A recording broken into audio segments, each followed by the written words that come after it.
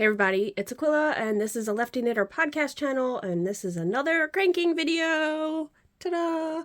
I still have my 48 stitch cylinder on my machine, and I'm going to attempt some fingerless gloves using some DK weight. So the last video I was doing 2 strands held together, kind of making a DK weight. Now I haven't adjusted this. I don't know how well this even fits in my machine, but we're gonna find out. And I just wanted to show you real quick at the top of this some of the tools that I use. So some people have cone winders. I don't have a cone winder. Some cone winders are hard to come by. Let me grab a cone. So I buy these straight from Erlbacher. You can get yarn on a cone, so you can always save your cones that you get. They have a notch at the bottom to start, put your leader in. And then what I use is I have a drill that my husband got me that's a little bit lighter than our older drill. And I bought the attachment here, which is a drill bit. It goes in your machine, in your drill, has this rubber stopper on it, and you put this on there, and then you wind your yarn. So I'll demo that a little bit, but I just wanted to show you this is one of the tools I use. Another tool I just got, and I haven't used it yet, so I can't vouch for how much I love it, but I'm sure I'm going to. I have this tool that I got. Sorry, I had lit a candle, and yeah, black smudgy marks. So this is a wooden turned handle that I purchased on Etsy. And you can buy all different pieces that go in your handle. So I had messaged this Etsy company, I don't know, a few months back, I guess. And I said, oh, I love the handles. They're really cool. They're really pretty. Do you have a machine knitting needle hook? And she said, well, can you give me a little more information? And I said, sure. It's like a latch hook. I sent her a picture of one of the needles. Just take one out. I sent her a picture. I measured it for her. I should say, I think it's a husband and wife team. And I said, do you have needles that are the same size? And she said, no. Well, the other day I got a message and she was like, I have acquired some machine knitting needles. Would you still be interested? I said, heck yeah. And I placed an order that day. So I'm excited to use this. This is mainly when you drop a stitch and stuff down into your machine and use this. I do have I bought this, which is really just a rug latch hooking tool. And it's similar, and I love it. I use it. I do like the fact it's a little bit longer. This one's a little shorter, but I'm still gonna use it. And this is skinnier. I almost wish the handles were skinnier. I'm sure that is something I could call or message them and say, hey, do you think you could make a skinnier tool? And see what they say. You never know what people can do for you. So it was super awesome that they reached back out to me. And so their name is Dunlap Custom Crafts. So there you go. If you're interested, they do crochet hooks, tops. They do all kinds of different things in the handles. So this came really quick. They have pre-made handles, and you just pick the number of the handle that you want. So I got this super fast after I ordered it. So I just wanted to show you guys that too, because I do use that other latch hook tool when I drop stitches. So I'm going to be trying this one if and when I drop stitches, because inevitably it's going to happen. So let's get this wound on a cone so you guys can see. The cones are like 24 grams, and I'll weigh it after that, and then I'll know, well, I could weigh this right now and know how much yarn I have. So let me do that. So I want to try to do a half-half type thing with the gloves, and let me weigh this. So like I said, the cone is 24 grams. The yarn is 44 grams, so that puts me at 68 grams. So technically, I only want to use 22 grams of this for the first half. So 22 plus the 24 is what I would stop at. So I'll bring my scale over and measure as we go. So 22 plus 24 is 46. So when this weighs 46 grams is when I want to stop cranking. Does that make sense? I really would hope to get through That might not be what I do. I might change this up completely. I might do the hems on each side in one color and do the middle one color, because I don't want to run out of yarn in the middle of doing flat fabric, because you're going to see flat fabric in this video. All right, let me pause and I'll put this on the drill for you to see. Put my ball of yarn. I have a bin down here. Put this in here. Put this on my drill. And then you start going.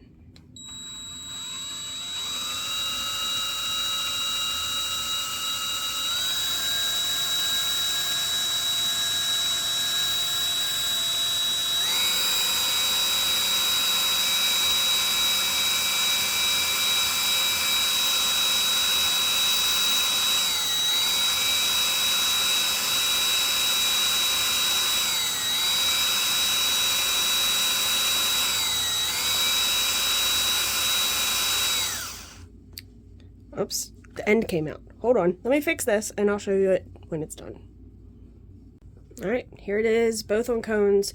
I haven't changed my tension on this here. So I don't know if this is gonna crank this yarn real well. So we're gonna give it a little test right now. So we're gonna put our bonnet on just like normal and give it a little tension test, because I don't want it to be too tight.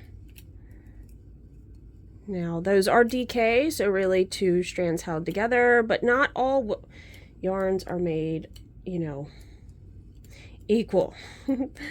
So I just want to do it before I start cranking and I hate the fabric, and then I gotta rip it out anyway. So let's just do a little test. We're just gonna put it right on. We're not even gonna do waste yarn because I'm going to be taking it off to start the project from the start.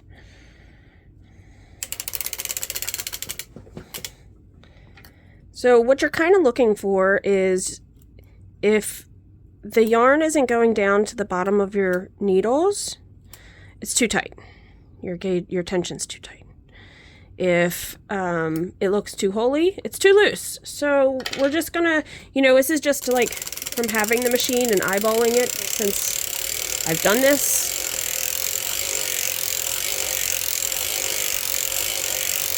Seems to be a pretty good tension. And then we'll take it off the machine and see what it looks like too. This is where a slotted yarn carrier really comes in handy. Ooh, this is nice. All right. So I like it. Let's do the back and forth. No, I don't need to do the back. Sometimes you can do like the heel test. And if it's like really too tight doing the heel, then maybe your fabric is too tight here at the first place. So you can do other things to tension up your fabric by, you know, some people crank their whole sock with the heel spring on, which gives it tension the whole time. Also, if you're... Tension issues can arise from your yarn not flowing off of whatever source it's coming from correctly. So if you're having tension issues and you're not sure why, there's troubleshooting techniques. One is this, loosening your tension. Two would be what your source of your yarn. Is it getting caught up somewhere? Is it getting tangled? If it's in a ball, is the ball bouncing around in the bowl? And that's going to give you it's going to tighten your tension and loosen your tension through the whole project, because this ball is just bouncing around in this bowl. Or is it from a cake? Now I did a cake test. I have 2 ball winders, cake winders, whatever, and one of my cakes, it wound it underneath of the cake, the yarn. The other cake, it kind of stayed so the yarn never wound underneath of the cake. I don't know if this cake, I don't remember which machine this was caked on, but see how the yarn kind of ends up going underneath of this? This side it doesn't. So it could depend. If you're pulling from this side, you're going to get it stuck under here, and every time this yarn is coming from here to your mast, it is going to tension tighter, and then it'll loosen up, and then your whole project is going to be a different tension. If you were maybe pulling from this side, the yarn does kind of go under. You can see how it does, but it doesn't go under maybe as much. So honestly, I almost always crank from a cone because it flows off the cone very easily, and I feel like it's just the best way for me. Sorry, let me put this back in here. This is a cake koozie I made on my machine. All right, so I like the tension I'm getting. Let's take it off the machine and just give it an eyeball look. See what it looks like. So you just take it out of your carrier and you hold your weight and you crank it off. Lost my buckle, but that's okay. All right. It's not too holey. It's got a good stretch. It's not too stiff. And it's not too floppy. Like it's not too airy. It's not too holey. So just like with your hand knitting, you can tell when you're knitting before you even measure it with like a tool. You can kind of tell the fabric you're getting by the feel of it. Same thing with this. You're feeling the fabric. I like that fabric. All right, let's get it back onto the cone and let's start this project. Since I already showed you guys putting the bonnet on, that's your setup bonnet. I just already started the setup bonnet, but let's get some waste yarn on this. All right, so you're gonna thread your waste yarn into your mast and crank like I usually do between 8 and 15 rows. I mean, I really could do less. So a lot of people do more. You just, because I'm going to be hanging this hem on this edge, I'm not going to do a whole lot extra because I wouldn't do a whole lot extra in general.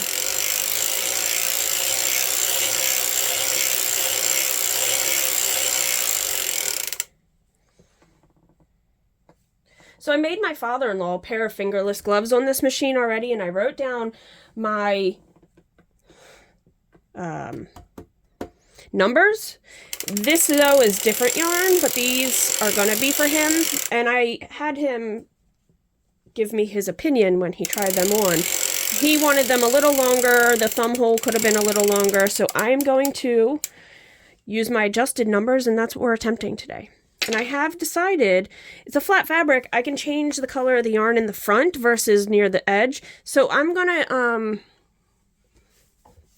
just do a brush and join. I'm going to do a half glove. That's what I'm going to do. So I will need to weigh this to make sure I don't go over eventually, but I'm going to start putting it on the machine. So I use waste yarn, and then I use fishing line for ripcord. That just helps take your project off of your waste yarn a little bit easier.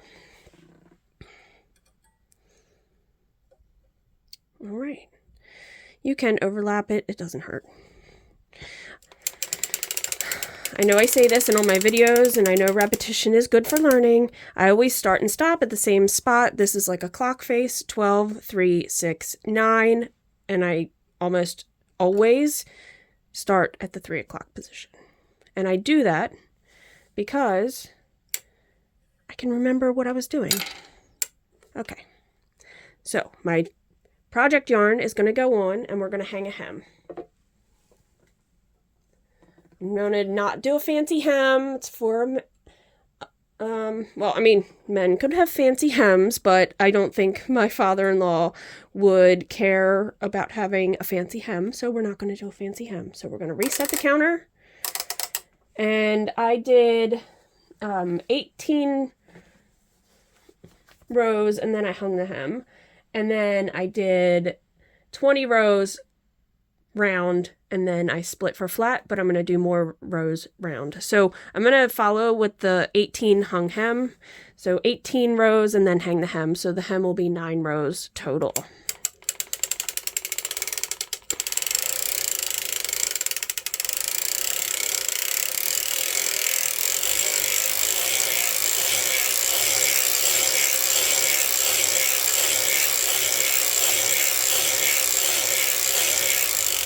All right, 18, stopping in the front because I want to start hanging right here. And it's easy to visualize your first stitch because it will be the first stitch you started with.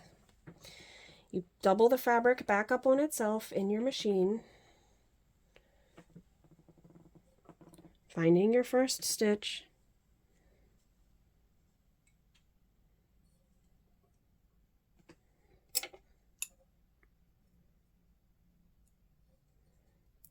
bringing it on, and then following through and doing all of them all the way around. Doing about half, cranking around, and doing the other half. I'm really excited about making more of these for my father-in-law. He really seemed to enjoy the pair I gave him for Christmas. So these are both yarns that John dyed. Actually, his wife, John's mom, has a hat. I believe she has a hat in that color. I can't remember if that's the same one. I think we called it Swamp. He called it Swamp Creature. No. What was it called?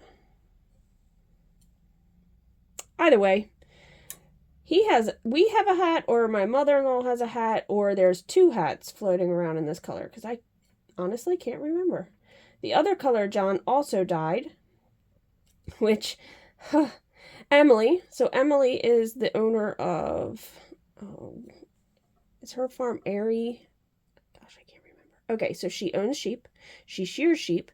She was on the U.S. sheep shearing, team. I don't know if it's Olympic team, but it was for the U.S. sheep shearing team. She traveled all over, I think New Zealand and whatnot. She also, so she sells her fleeces. Let me grab this real quick. I made a hat for her and I haven't gotten it to her yet, but this is that color and this is the hat I made. Sorry, Emily, I will get this to you. I promise. This is like perfect timing that you should have it. It's winter and I don't have it to you, and it's been knit up for over a year, I believe. So shame on me. So that's the other colorway we're going to be using in this project. All right, so you have this kind of loose fabric because the weights pull down on the initial stitches, which are on the bonnet and the cast on. These are kind of given like a pocket and you need to hold them down a little bit. This project, I guess because I didn't do a big hem, it is kind of pulling down a little, so I'm not super like gonna push down on it. But if you had a larger hem, you would definitely want to push down on it harder. All right, so then you just continue to, sorry for that sidetrack of that, but yeah. So it's called Emily's Fleece. Did I say that? It's pretty colors. She's a super awesome person. She is in a co-op. I've talked about this on my podcast. She is one of the owners of one of the women-owned farms, and it's a co-op of women-owned farms who use their animals for multi-purpose, so for meat and for their fleeces. So yeah, I think that's pretty awesome. It's called the Maryland Lamb Co-op, if you're interested in looking that up. There you go. I might actually keep them linked down below because I talk about them so much and I think it's an awesome thing that they're doing, teaching young women that they can be shepherdesses and do this. I believe all the women that are in the co-op also have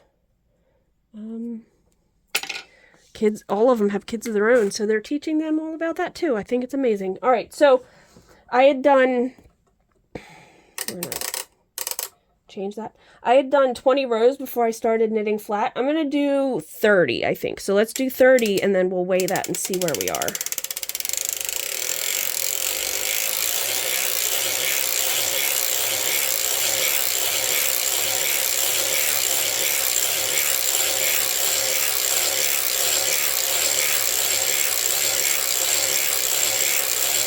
Oh, actually, I want to weigh it now. I'm a little concerned about how much yarn. Oh, I'm so sorry. I'm moving the camera. I'm a little concerned about how much yarn I'm using. DK weight, it just goes so fast. All right, so with the cone, I have 53. 53. I need, if I'm going to use half, I said I would be at 24 plus 22, so 46. So I'm getting close. So let's just go to the 30.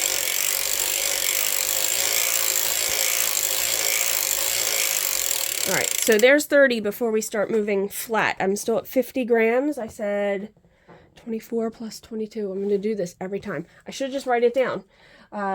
24 plus 22 is 46. So once this gets to 46, I've used about half. So now we're going to do flat knitting. Flat knitting is a little bit different because you're going to be going back and forth on your machine, starting and stopping always at the same needle. So I'm going to crank to this needle and start on, and these won't crank. So how to do that is you have to move these out of work. So I don't do this very often, so I'm probably feeling very nervous about this. So I did 10 flat, I'm going to do 15, but it'll click to 30.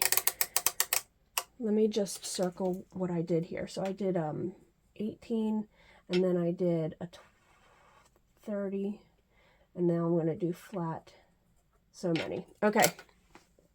Woo! All right, so to do this, you lift them out of work to about a quarter of the cylinder. That way it'll stop cranking and then you'll be able to go backwards. So this is your knit fabric. This is how to do flat fabric. Again, I don't do this very often. Now there will be something I have to show you guys when we get around here. Okay, so I've gotten to my last click and it's not going to go, you don't want it to go any further. See, if I go backwards, this here, you don't want that to happen. It won't knit these stitches. I don't want to knit my whole thing with the heel spring on though, because that's going to change the flat fabric from in the round fabric. So what I do is I just tension it with my hand, slowly do the first couple stitches and go around to the front. So then you've got to lower these. And you're going to lift these to make these go out of work. This is going to create an edge on both sides here. You can make your edge look nicer. I don't ever do that.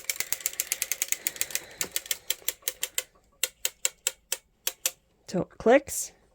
Tighten my yarn with my hand. Go slow. Crank to the front. You don't want to keep going because you'll hit those.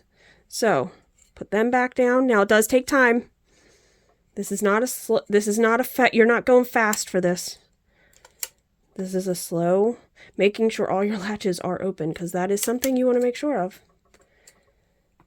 You can use the crescent tool for this. I don't ever do that. All right, so until it stops clicking, that means it's cleared that last needle. When you get so far, you will have to add some weight. So I'll show you that. These all come down.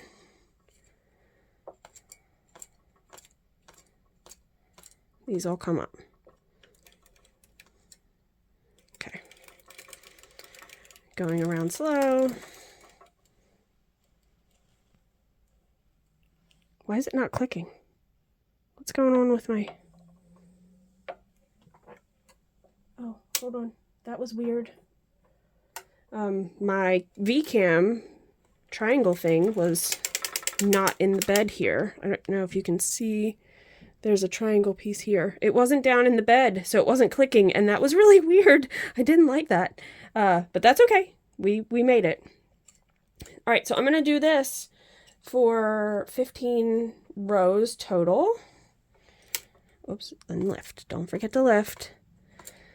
Which means this will be at 30.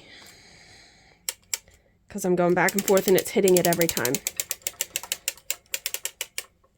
Stops clicking. Back. All right, I'm going to stop talking and just kind of roll with it. Unless something happens, and then I'll talk about it.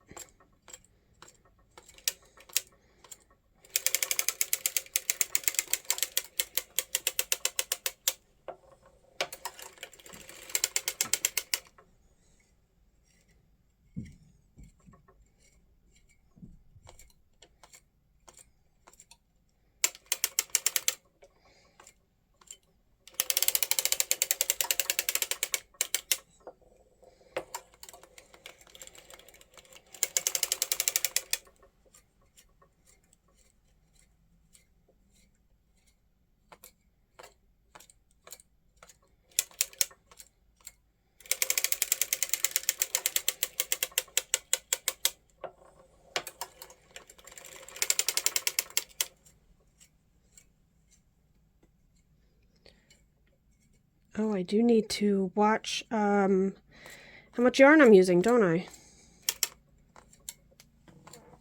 let's take this off real quick and weigh it. I'm at 47. So let's finish this row and then I'll do a Russian join at the front on the next row. All right. I'm getting to the point where I might need to put some weights in here. So, because you don't want that first stitch not to knit. All right. So I'm going to stop here. I know that's going, sorry. Okay. Actually, I'll go a little bit further so my handle doesn't go down. Okay, so what I'm going to do here is I'm going to set it up for the row, but we're going to do a Russian join. All right. So to do a Russian join, your yarns are going like this. So you're going to cut your yarn. You're going to thread it into the machine so it makes 2 layers of stitches. Back until the last stitch. See if you can catch that one. I'm going to catch that one. All right, I'm going to set, oh, I didn't finish setting it up. Look, I'm talking. Okay, so we're going to crank forward. It's going to catch that. It's making this loop, and I'm going to put on my other yarn.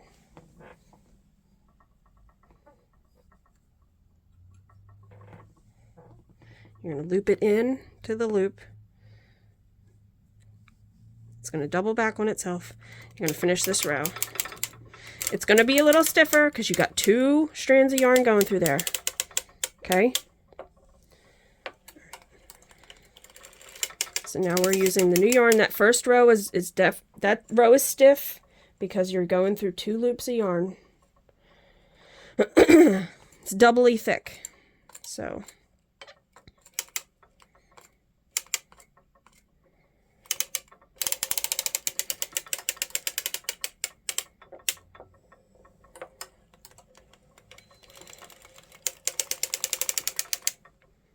doing pretty good, and I didn't have to add weights, but I think I'm going to.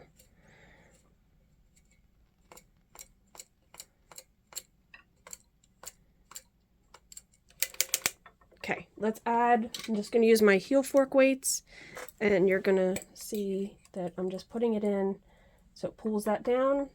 I'm going to put one on the other side so it also pulls that side down because they are 2 independent sides. All right, and then crank around.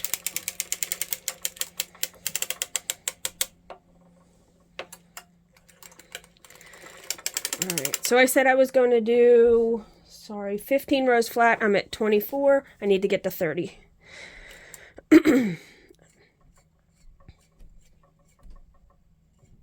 a little tight doing those because I have that extra tension pulling down.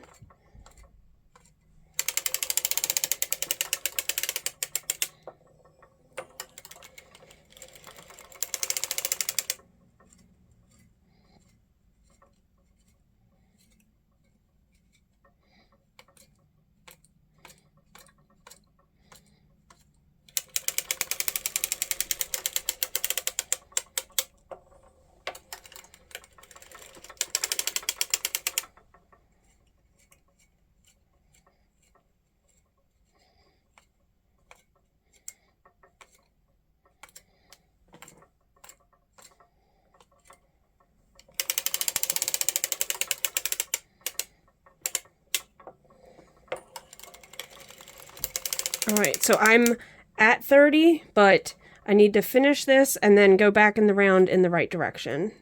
So we'll do it one more time. And this is creating the thumb hole.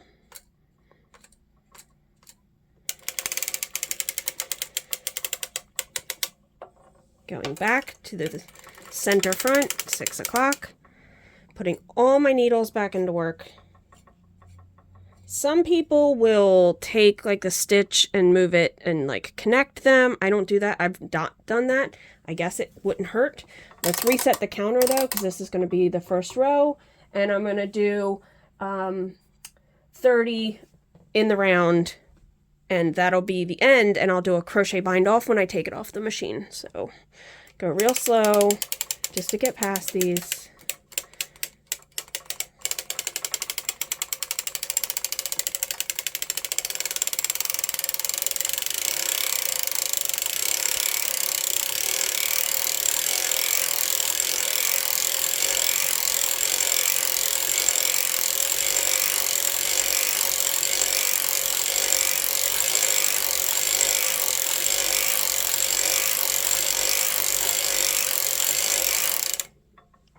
felt weird. Did I miss a stitch? You'll feel your machine tighten or do stuff, and you'll know it did something, it could have possibly done something weird, like dropped a stitch. Maybe this got snagged and got tight in the machine. All kinds of reasons. All right, I'm at 30. My weight's way down here. These are going to be super long, I hope. That's okay. All right, so I'm going to do a crochet bind off. I'm going to take it around to the 1 o'clock or 3 o'clock position, closing the last stitch. I'm going to leave a really long tail because I'm going to do a crochet bind off on these. So let me cut that and we'll put some waste yarn on.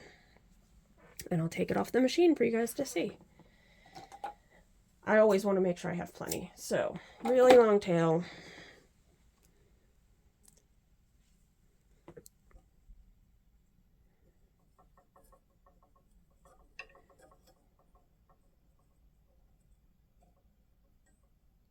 Struggle a little. Getting it caught on everything. You know. Oh, ooh, did you see that? It came out of there. If I don't fix that, I will drop that stitch. So I'm just going to open that, put it back in, close it up. All right, let's get some waste yarn. Let's find, let's do pink because that's a pretty good contrast color. Get that in there and we'll take this off for you to see what I've done. All right.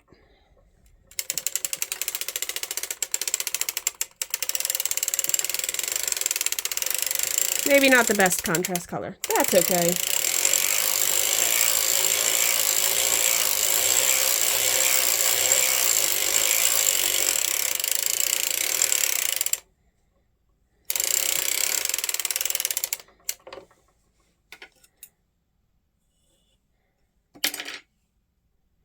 All right, and let's take it off.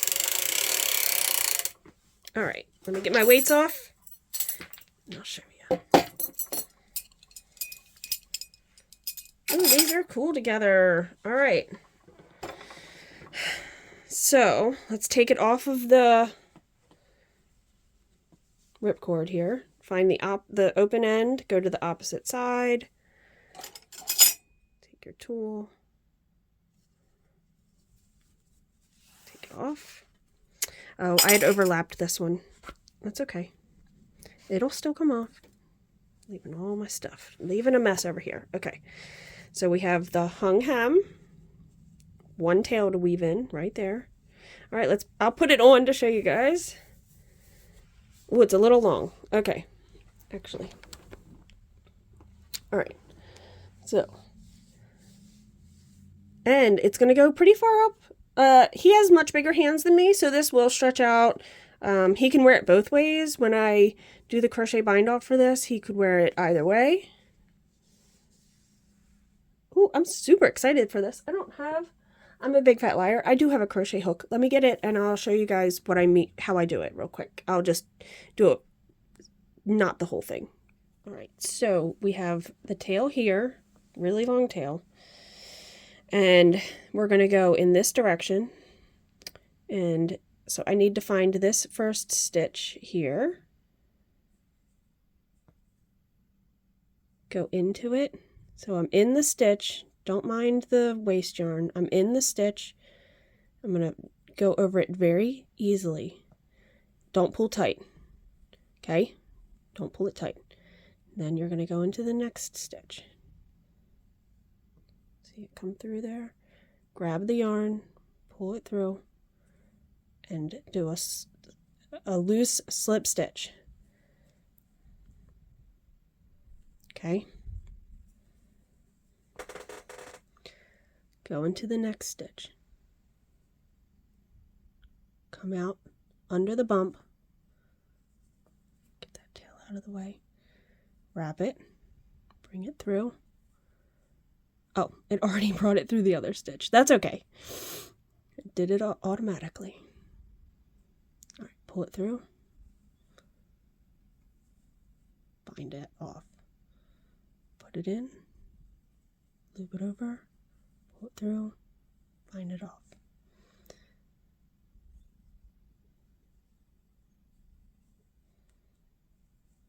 You can do this on your machine with the Latchhook tool. I find it fiddly. I find it fiddly because you're trying to work with all the needles in your way.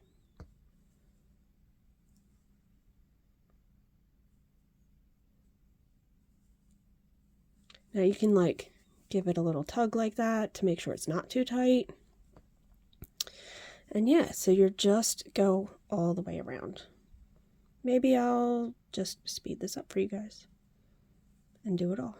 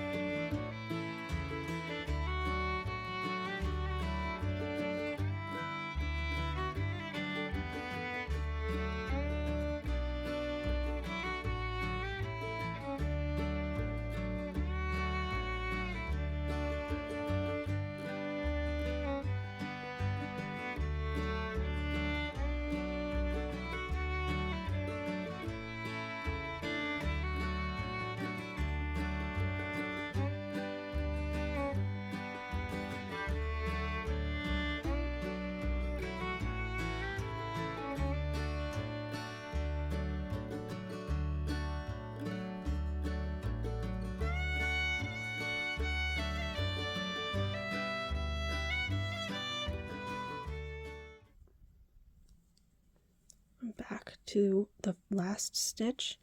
I'm just going to pull it, make a loop for purposes of showing you. All right, and we're going to take the end,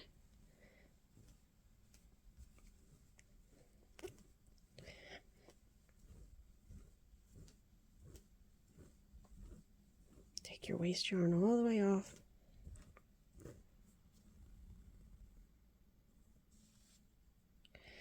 And I would pull this through and I would finish that up. Make one last little stitch when I weave it in. Oh my god, they're so good. I love them.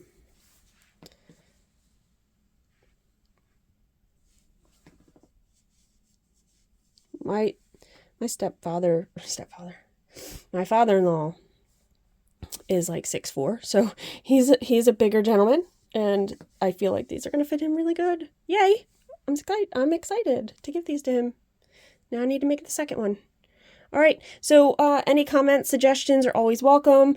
Thank you for watching. And if there's anything you want to see that I haven't shown you guys yet, please let me know. I try to keep track of list so I can show you guys different techniques and some of the same techniques on the same video, because repetition is the way of learning, and I really do appreciate all the great feedback I've gotten from you guys. So thank you so much, and until the next video, crank happy. All right, bye.